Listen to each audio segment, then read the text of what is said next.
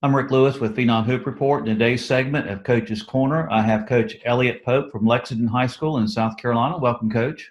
How's it going, Coach? How are you? Doing well.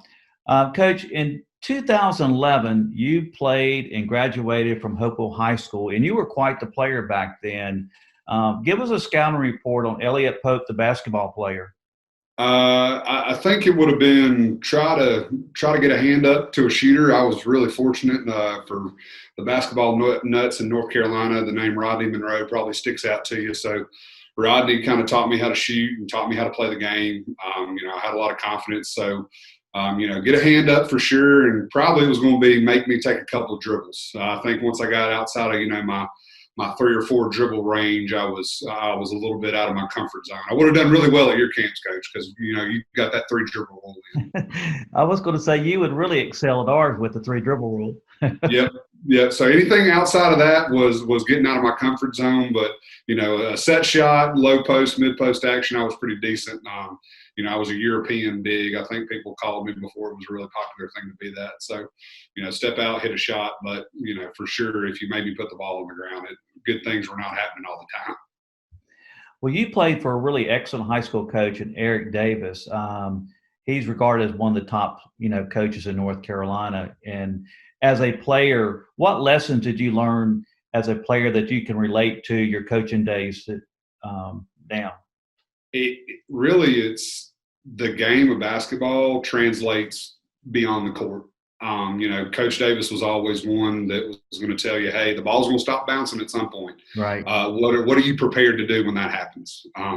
Getting up at 6 o'clock on Saturdays for shoot arounds or for workouts or for practice, that was something that translated directly to us, the guys that played there and went on to play in college, because you got to get up on Friday morning after a game on, Wednesday night or Thursday night, and you got to be in an 8 o'clock class, and having that discipline that Coach Davis instilled in us at an early age was something that, I appreciate greatly now in my, the early stages of my coaching career, but especially I try to impart that onto our student athletes at Lexington and every place that I've been, that you got to be disciplined, whether it's running a set, whether it's being able to communicate with your teammates, or whether it's something as simple as getting to practice on time and getting your shoes on. That discipline that you have through the sport will carry on and benefit you, for years to come. I believe it was your sophomore year, Coach, that Hopewell was 29-0, Yeah. and you guys advanced to the Western Regional Finals against Mount Tabor. Yeah. Going into that game, you were undefeated, and you lost. That was the only loss of the season. Talk about that. Yeah, we were, I think if you want to go back all the way back to UNC Charlotte team camp, we were somewhere around like 50-0 at that point with that group of guys. I mean, you had Brandon Curry, who's an all Ivy League player at Harvard, Alex Cadet, who's an Army graduate, Damon Brooks and Jordan Downing, both guys who played at Davidson, and Jordan played at Presbyterian and eventually in the D League. There was so much talent on that team. And, Coach Davis gave me an opportunity early in the year. He said, look, you can play JV and get a lot of minutes, or you can play varsity. And when we can get you in, we'll get you in, but you'll get to learn. And I got the experience of beating on a future professional player in Damon Brooks and playing against future pros like Brandon Curry or Jordan Downing. That team was special because we, oddly enough, we had a Zoom meeting couple of weeks ago with those guys, and Adrian Addy said it best. He said that that team, we cared more about the goal than we did about our individual selves, and that was the big thing. And I think there was a couple of key moments that'll stick out, but that Mount Tabor team was just so good, and that was they were on a roll. We were too, but that was definitely a game to remember, good and bad. I believe they went on to win the state championship that year too. I think they did. And I'll never forget. I think I can't remember who it was. We're going down. A guy misses a dunk, and I think if we make that dunk, that kind of flips the annex building and the Coliseum over, and we take it and we roll into the Dean Dome next week with a little bit of momentum, but just wasn't meant to be. So, as a player, is it a lot of pressure going into the playoffs being undefeated? It was, but that year and the way that it's set up is that we were playing a couple of teams that we had seen before. I think we ended up playing like Myers Park again. It was just teams that we we were familiar with or had tape on, or, you know, were able to get an understanding of what they were going to do to us. And that was a tremendous advantage. You know, any coach that you have on and anybody you talk to, if you're able to get tape and sit down for 24 hours and break something down, you feel pretty confident no matter who you're playing, whether they've got a stud or whether it's a system that they're really successful. We just happened to have a lot of tape and had a lot of great athletes. And I think I was looking at it yesterday. I think there was like 7 college basketball players on that team at a public school, and that's, you know, that's close to unheard of in today. That's unheard of today. Yeah. I mean, it was nuts. So, I mean, Brandon Curry, Alex Cadet, Damon Brooks, Jordan Downing, myself, Bryce Hawkins, who played at Lenore Ryan, and then we had a kid, Justin Avery, who ended up playing college football. So, I mean, that was 7 college athletes, and then, you know, we've got our JV team was loaded too. Michael Russell went on and played in the major leagues for baseball. So, I mean, we had a really good run of athletes for a lot of years at Hopewell. Now, after you graduated from Hopewell, you had a chance to play collegiately at Carson Newman's, a D2 school. Yep. But your freshman year, you had a career-ending knee injury. How was that to know that your basketball career was sort of over? It was a weird experience. You know, I think that Coach Benson kind of took a flyer on me. I was, you know, getting recruited as like a preferred walk-on or low, like, you know, scholarship money at, you know, schools like Western Carolina or Furman or Wofford. And then I got injured in high school, turned around, and, you know, Carson Newman took a chance. And I was doing well. Got through my whole freshman season. I'm going into the summer, and my knee just acts up again. And I remember the conversation very thoroughly. I remember it was with Dr. Perry, who, if you're really into basketball, you know, he did a lot of surgery on the Bobcats and Hornets in that area. And he just told me, he was like, look, you want to be able to walk by yourself and, you know, walk and play with your kids, or you want to walk with a cane when you're 40. And I was like, dude, I just want to be able to coach basketball and play with my kids. And so he just kind of looked at me and said, you better learn how to play golf then, because you're not playing basketball.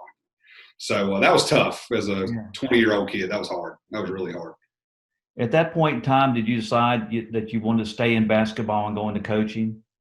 I wanted to be around the game. I thought that it was going to be more like what Rodney did for me. And no, you know, Rodney's now at South Lake Christian, and he's coaching now. But at the time, he was just working kids out. You know, myself, Luke May, guys like that. He got hands on a lot of those area athletes there in Hopewell and Huntersville. I thought it was just going to be skill development, but it just kind of fell into place where coaching and being around the kids was just a little bit more my calling. And, you know, ultimately it worked out pretty well. So after the injury, you decided you were going to come back home, and you attended Charlotte. And in 2012 and 2013, while you were attending Charlotte, you were working as a cameraman, utility guy for Raycon Sports and the ACC. Talk about that experience. That was one of the coolest things I've ever been a part of. You know, I keep bringing up his name, but the ACC Network had done a feature on Fire and Ice, Chris Corciani and Rodney Monroe. And Rodney said, hey, look, I think that they might have a spot. You want me to call them? I said, yeah, sure. So I got to go to Midnight Madness at Cameron Indoor Stadium when Mason Plumlee and all those guys were there. Got to see that event and sat right behind the Cameron Crazies and all that good stuff. And I got to run down the hill at the Clemson, South Carolina game holding the camera.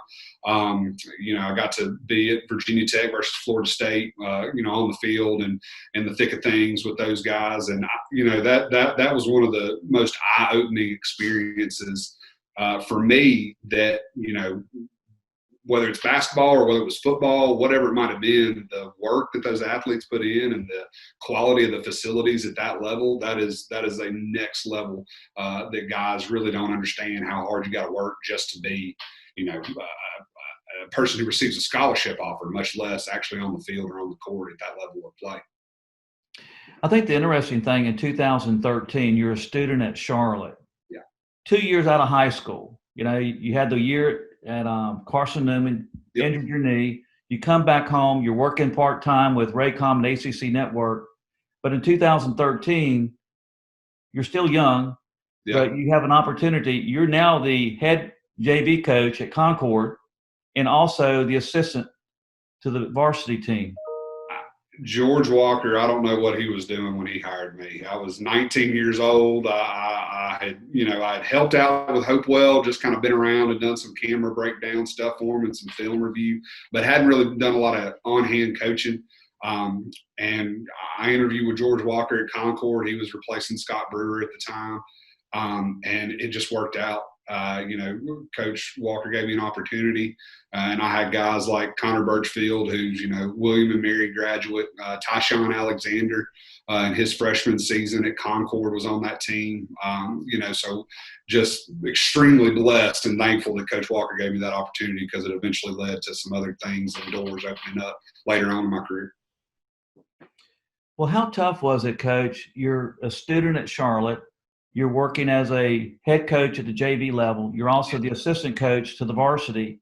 So you're juggling being a student at 19 years old and also being a coach. Yeah, I probably spent more time in the registrar office at Charlotte that fall trying to get everything worked up so my schedule would align than I think I ever did the remainder of my 2 years at UNC Charlotte. You wake up, I had an 8 o'clock class, I had an 11 o'clock class, and I think my last class let out at like 1:15. It was about a 20-minute drive over to Concord. Got out, tried to get the last group of kids in the cafeteria, sit down with them a little bit and talk and see how they were doing, just so they'd see me around the building some, and then really just kind of snuck into Coach Walker's office and hunkered down and started watching tape and getting ready for practice. That was definitely a grind for that year that I was doing that. That was a tough stretch of time for sure. Did you ever think any time during this time frame that the injury that you had would lead you to get into the coaching profession so early? Like I said, I thought skill development was really going to be my thing. I didn't foresee coaching in this capacity this early in my career. I wanted to originally kind of get on with Coach Major at Charlotte and see if maybe I could do a student assistant role and try the collegiate route. It's just not how it worked out.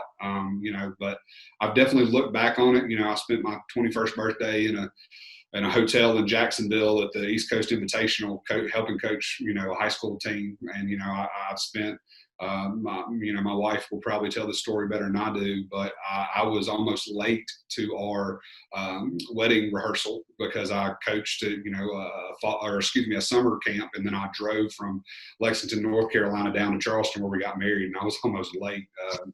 I didn't do well at keeping track of time at that point in my life, but I didn't think it would be this early, but I'm glad it is, because it's allowed me to do a lot of great things and meet a lot of great young men.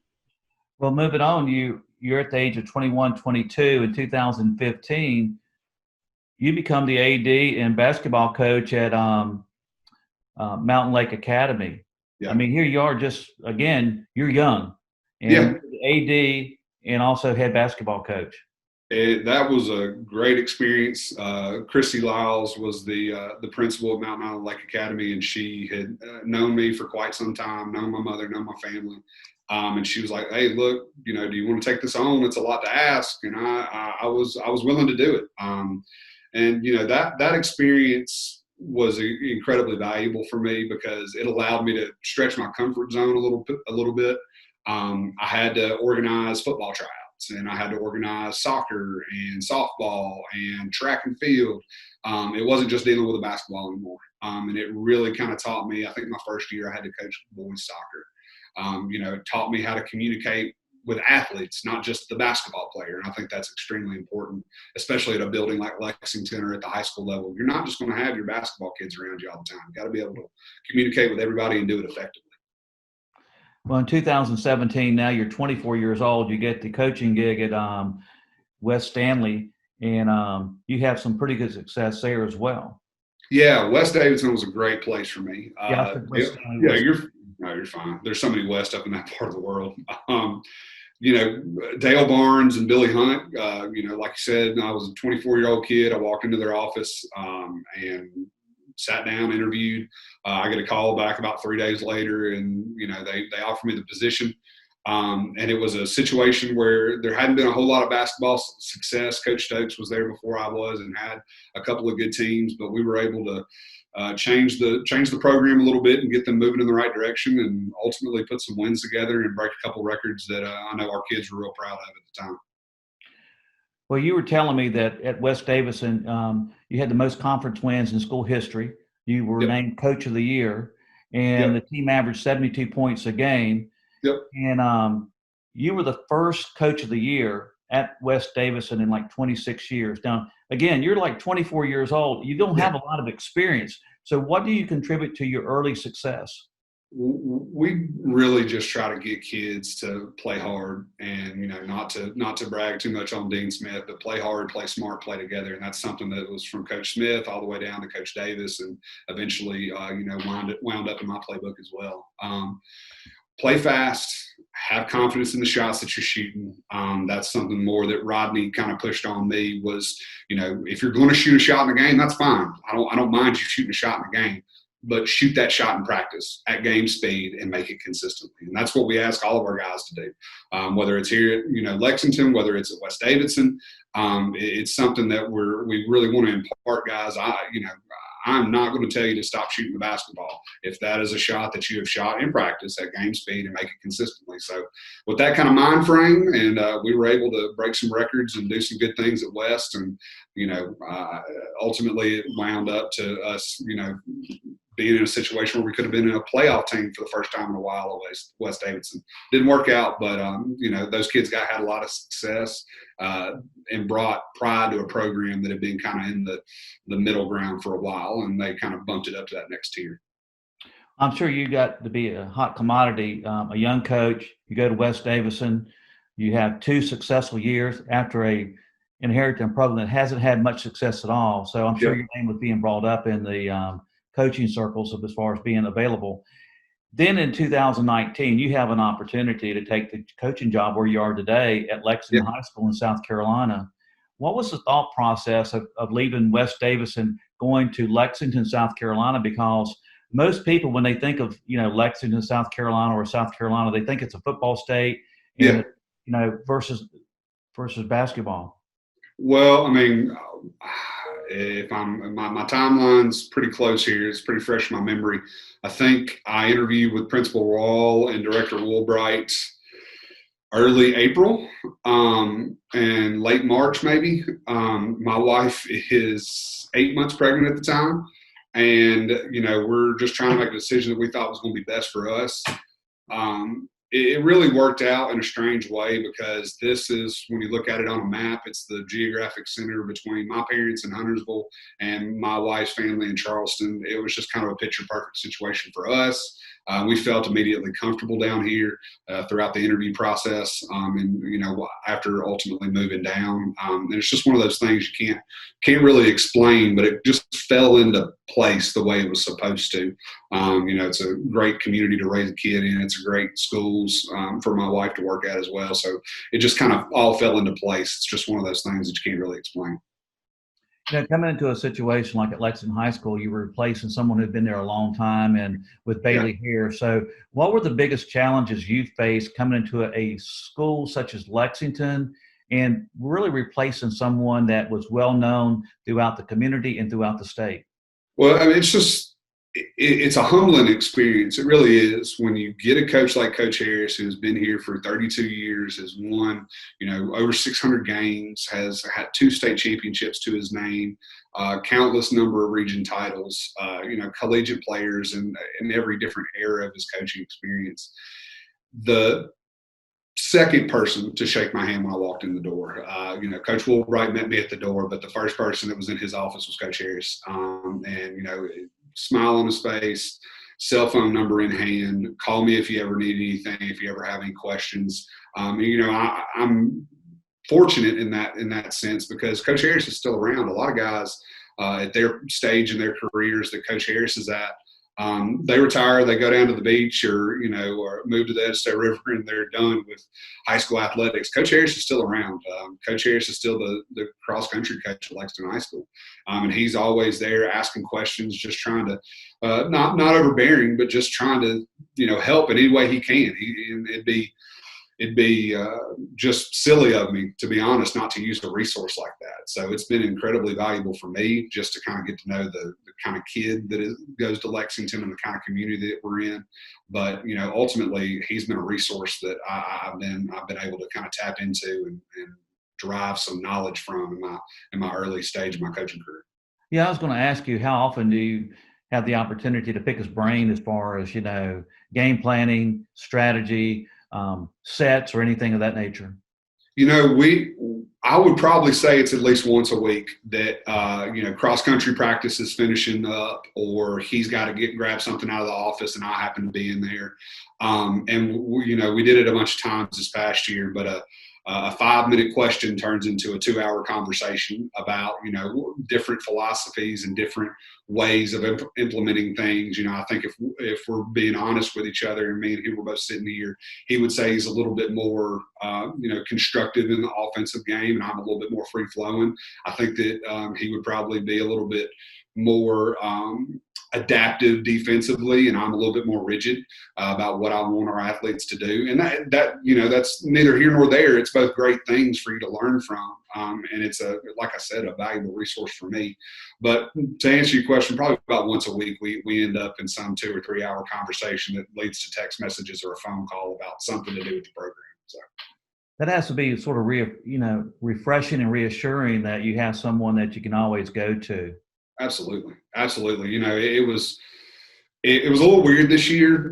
Every coach in our region, River Bluff, Chapin, Dutch Fork, and White Knoll, has some sort of tie back to Lexington.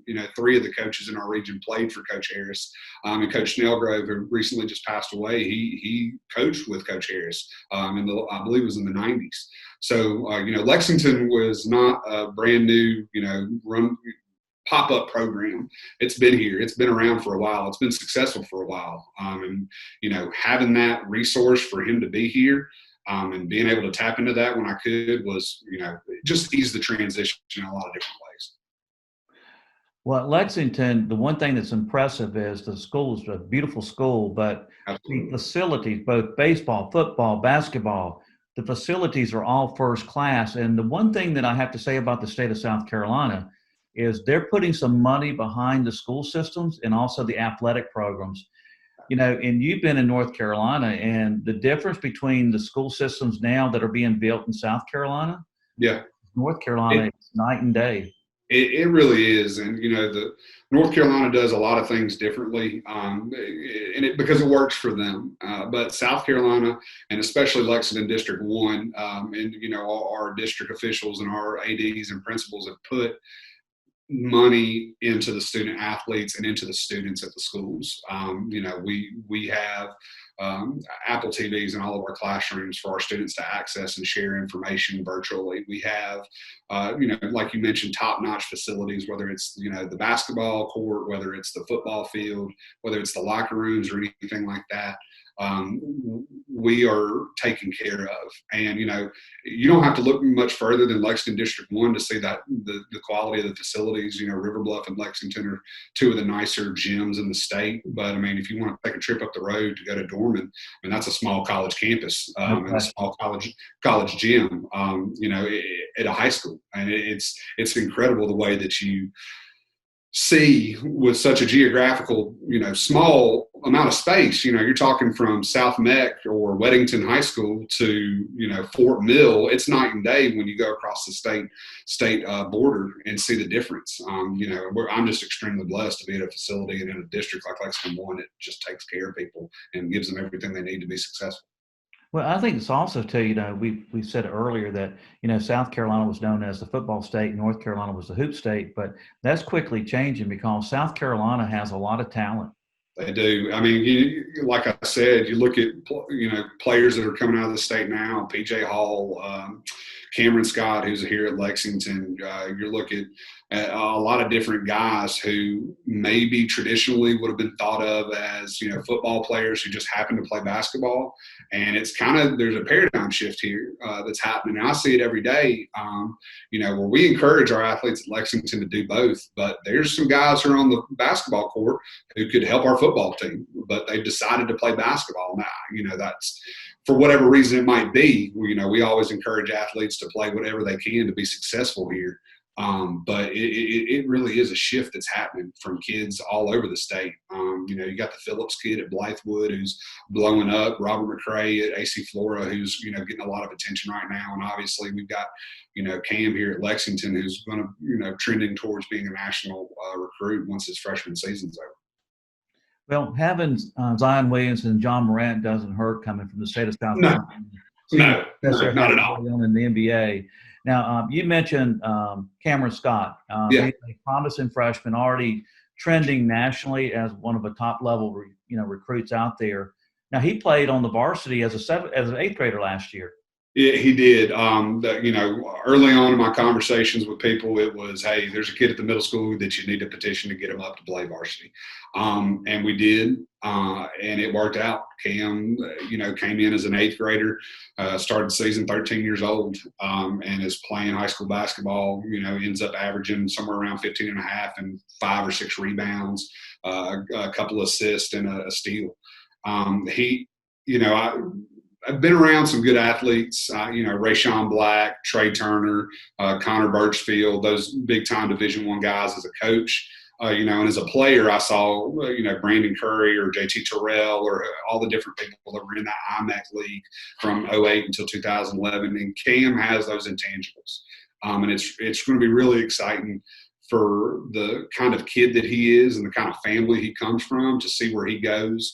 Because in a lot of times you have situations with players as talented as Cam that they might not always get the support and backing at home, and that's just not going to happen with Cameron Scott. He's got an incredible family, incredible parents who are more concerned about grades right now than they are about basketball, to be honest. They want him to be a honor roll in everything, and as a coach, that's music to your ears because you just have to worry about the kid on the court. Mom and dad are going to take care of the classroom to a phenomenal level with that young man. Well, we've held our South Carolina Phenom 150 there, also the South Carolina Top 80, and Cameron's participated in several of our events. The thing that's been most impressive about him is his poise and maturity. He's been at the camp when he was just a 7th and 8th grader. But his skill level was so far advanced, like you said, he was an 8th grader and having great success on the varsity level last year. I think also you have to give the South Carolina Athletic Association a lot of credit. You said you had to petition them to allow him to play. A lot of high school associations wouldn't allow that. No, it was something. It was a simple process. We had to talk to mom and dad. Mom and dad obviously knew the caliber of player that Cam was. Talked to the principal and athletic director over at Pleasant Hill, and ultimately had Principal Rawl and Coach Woolbright, our athletic director, sign off on things, and it was done. And South Carolina has showed in my brief time here, and especially Lexington High School as well, if there's a student athlete that can better themselves, whether it's athletically or academically, they're going to put you in that situation, and they're going to allow you to exemplify and put on display your talents and abilities. Like I said, whether it's academic or classroom or athletically, they're going to allow you to do that. And that's, like you said, kudos to South Carolina, kudos to the high school league down here in Lexington District 1 for allowing that to happen. Because I think there's a lot of student athletes who, might move or go to a private school or change districts because they aren't allowed to play at an earlier age and aren't allowed to show their skill level and ability, when they're able to. And him playing as an 8th grader on the varsity doesn't affect his eligibility. He can play 5 years at the varsity level, correct? Correct. Right now, Cam, if he chooses to stay at Lexington for all the remaining 4 years of his high school career, then he's going to leave this building and be one of the top players to ever come through here. That's talking about guys like Mason Carver and Shaq Rowland, the guys who were big time athletes and big time players here at Lexington. He's going to have all those records, and he's allowed to do that and has the opportunity to do that. Because as we mentioned, the high school league and the way that Lexington 1 runs things down here, they give kids the opportunities to succeed at an early age. Sometimes when, as a high school coach, and you have such a talented young player, sometimes you have to sort of walk on eggshells. That's not the case with Cameron at all. No. There's no difficulty trying to coach him. even at an early age, being on such a national level? No, I mean, the conversations that I've had with Mr. and Mrs. Cole have been phenomenal about the coachability of Cam. And a lot of times you'll have a conversation with a parent, and it won't necessarily translate to the student athlete's actions, and it does in this situation. Cam is extremely coachable, understands his strengths and weaknesses, but he's also one of those guys who, when you give him a task, he tries it to the best of his ability. You know, some guys might do it for a rep or two or for one or two transition plays up and down the court. Cam will work at it. You know, he suffered a wrist injury later in our conference schedule this past year. And I said, look, if you can't get to the rack and finish or shoot consistently, distribute the basketball. You know, and he the whole second half, he's either getting a layup, a shot that he had confidence in, or he's passing and setting up his teammates for open shots. So he's just extremely coachable and just so knowledgeable about where he needs to get and how he needs to fit offensively and defensively. He kind of understands that help side defense and that block and that range he has with those arms. He understands how to kind of wiggle through that man-to-man defense and split that screen or pull up at the right point. So right now we're really just working on, you know, consistency ball handling wise, to where if he's asked to be a point guard at the next level, he can, or if he's asked to be, you know, a player who's, you know, a three, if he continues to grow, he's able to stretch those skills and stretch those defenders in ways that, you know, other guys just can't. When you talked about him being coachable, the one thing that sort of popped in my head when you were mentioning that was, you know, he's been to several of our camps and he's won a couple of awards at the camp. The thing that was always impressive about Cameron was he always looked you in the eyes, gave you eye contact. Everything was yes, sir, no, sir, thank you. He took the time, if he won an award, he took the time to come over and say, thank you, I really appreciate it. I think that really speaks volume, like you said, of his parents. He's just a humble young man. He's very poised. He's very mature. And you just don't see that very often from someone that young. No, you don't. And, you know, we've harped on it, but just a quick synopsis of that. We're playing, I think it's River Bluff the first time around. We end up winning the game, but I don't know that he came out for more than about a minute and a half. And I asked him at the end of the game, I said, Cam, are you tired? He just looks at me, looks me right in the eye, just like you were saying, but no words, no nothing. I said, Cam, are you tired? Looks at me, same thing. And then I finally, Cam, come on, answer me. He goes, yes, sir, I'm very tired. And that's about the most conversation that I got out of him in the huddle all year. You know, he's such a young kid, and, you know, he was kind of battling, you know, being a little bit physically behind everybody because he's an eighth grader playing against, you know, 17, 18-year-old seniors.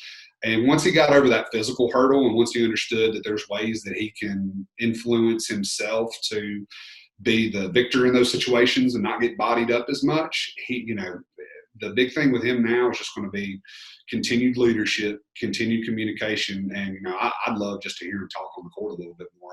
I hardly ever hear his voice. But he's a nice kid to talk to, but, man, he's just so shy. We're just trying to get it out of him now. Well, Coach, you're 28 years old. You've had a lot of success. Who's had the biggest impact on you as a coach? Man, I would have to say my dad. You know, my father was one of those dads who worked extremely hard, and then when he got home at 5 or 6 o'clock, whatever it might have been, it was go make dinner, and then it was let's go outside and get some shots up, or let's go to the park and play. And he gave me every opportunity I could to be around those people who would also influence me. He allowed for me, and he worked hard enough for me to go and work out with Rodney Monroe, and he played for those training sessions. He allowed and worked hard enough for me to go to camps and, you know, and be around people like Bruce Pearl or Pat Summit at those camps that I attended as a kid. So I wouldn't be anywhere without my mom and dad, but definitely my father has been a tremendous impact on me about how to push people, about how to get the most out of somebody, and really care about them at the end of the day. Because at the end of the day, if you don't care about, you know, the people that you work with or who are working for you, it's going to be really hard to get their top level of production out of them. Coach, what do you think the biggest challenges you face early on? I think that it would probably have to be the separation of Elliott Pope as the 19-year-old kid versus coach vote. And I still go through that a little bit today. You hear coaches all the time say, being around the kids keeps you young, and it does. But when I first started coaching, I was the 19-year-old guy coming in, and I was having to deal with my homework too, just like those kids were. I was having to deal with, getting assignments turned in on time, just like those kids were. And I think that was a hurdle for me to kind of disassociate myself as the 19-year-old and understand that they're looking at me as coach. And that needs to be a step above as far as my maturity level, my level of communication, how I address them, how they address me. And I think I've gotten better with that as time has gone on. Obviously, as you get older, you kind of that gap starts to grow a little bit. But, as a coach early on in my career, I think it was definitely, separating myself as, maybe even like a big brother in some situations to some kids, as it was to, hey, I'm your coach. We need to work on these things. And this needs to be a player and coach relationship right now. For the people who hadn't seen Lexington play, how would you describe a Elliott coach team? Man, it started off real good. You can't read the basketball behind me, but we broke the school record the first night against Lugoff, 105-92. So, we play fast. We want to play fast. And we got away from that a little bit this year to fit some of our personnel. But, I think when you come and see an Elliott coach team, you're going to see defenses that are aggressive, and that, we're going to be long and are going to take chances to try to turn you over. Transition play that's going to be one or two passes and attacking the rim or a quick shot. And then offensively, I'm kind of one of those guys who still preaches the flex. I know there's not a lot of us out there anymore, but screen hard. Yeah, just screen hard and set a good screen and receive a good screen. You're going to get open, so quick play offensively and defensively, but also a little bit of hard-nosed play and guys who aren't afraid to get their nose bloodied a little bit. Yeah, the flex offense is perfect with the 3 dribble rule too, because there's not much dribbling in the flex and constant movement. And I tell you, if you really want to wear a defense down, run that effectively for about 30 seconds. Yeah, that's the key. 30 seconds. Where we're telling our guys, if you can't score in the first 6 seconds in transition, run it through the shot clock that might be happening at some point, and we're going to get a good shot at some point. So, Coach, what is when you work with the kids, what is the legacy that you want to leave behind? I know you're only 28 years old, but you had a chance to, play for Coach Eric Davis, and you've seen Bailey Harris there. What is the legacy you want to leave behind?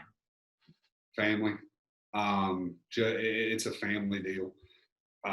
We recently just moved to a bigger house where, we've got room for guys to come over and watch tape or play a video game or just hang out. My biggest memories of high school and my fondest memories of playing for Coach Davis are, and I don't even know if he'll remember this, but the summer before my sophomore year, right before that really good run that we had, we go up to Wake Forest and have to stay in a hotel in Winston. And you've got me, Cam Davis, who was Coach's son. I think Cam was like 9 or 10, Damon Brooks, and I think Brandon Curry or somebody in the room with us. And we're all piled up on 2 queen beds and, this Holiday Inn somewhere in Winston.